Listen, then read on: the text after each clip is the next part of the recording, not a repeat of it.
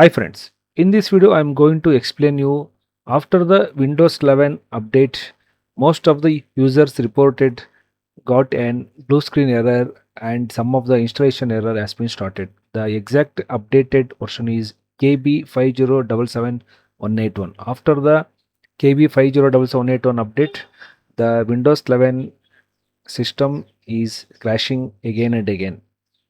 Okay, see here, most of the users have reported installation errors called 0x800f0983 and F0991, 922, 73712, 600 boot loops and network issues. Most of the problems are, most of the users are facing these type of problems after the Windows 11, the new updated. This update has been released on February. Okay, for this you need to we have a one solution. Go to the run and type here appwiz.cpl and press OK. In the left hand side, select view installed updates option is there.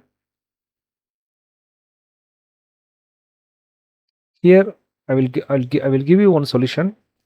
Need to find here whether if it is there KB5077181, if it is updated is there, you need to simply uninstall it.